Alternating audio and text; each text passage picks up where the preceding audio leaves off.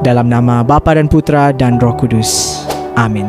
Saya mengakui dan menyatakan bahwa Yesus adalah Tuhan atas segala peristiwa, keadaan dan kesulitan hari ini. Dan apabila aku ditinggikan dari bumi, aku akan menarik semua orang datang kepadaku. Injil Yohanes 12:32.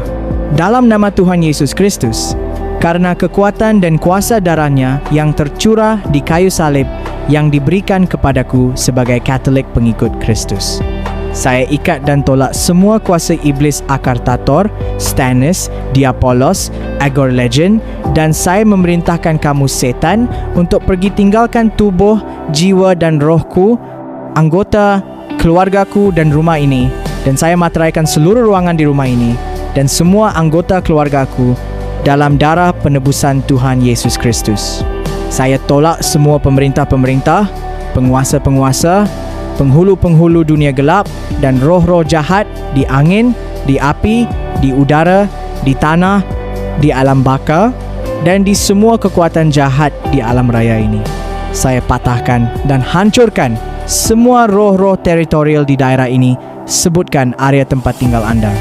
Saya ikan dan tolak semua roh percabulan, roh kecemasan, roh hawa nafsu, roh penyembahan berhala, roh sihir, roh perseteruan, roh perselisihan, roh iri hati, roh amarah, roh kepentingan diri sendiri, roh pencideraan, roh pemecah belah, roh kedengkian, roh kemabukan, roh pesta pora, Galatia 5:19,21, akar-akar pahit, luka-luka batin, roh kebencian, roh kemunafikan, roh kesombongan, roh keangkuhan, roh pengacau, roh penghancuran, roh kepahitan, roh ketakuan, roh ketidaktaatan, roh keraguan-raguan, roh kebimbangan, roh pendusta, roh ketersinggungan, roh perzinahan, roh kemalasan, roh putus asa, roh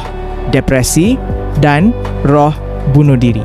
Saya ikat dan tolak semua segi penunjang roh-roh itu dari segala yang ada sangkut pautnya dengan roh-roh itu.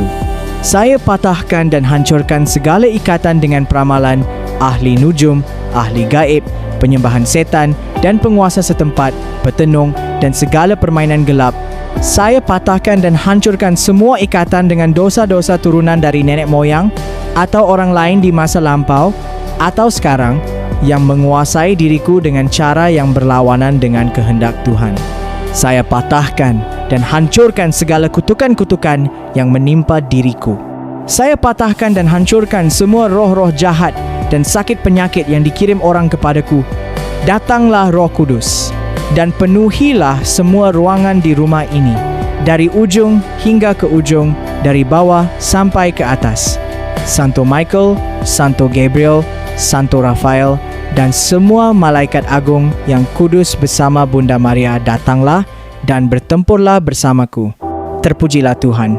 Allah adalah gunung batuku, tempatku berlindung, yang mengajar tanganku untuk bertempur dan jari-jariku untuk berperang.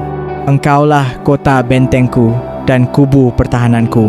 Aku mohon bantuan dari semua malaikat kudus, penguasa kudus. Jadilah perisai dan pertahananku melawan roh-roh jahat.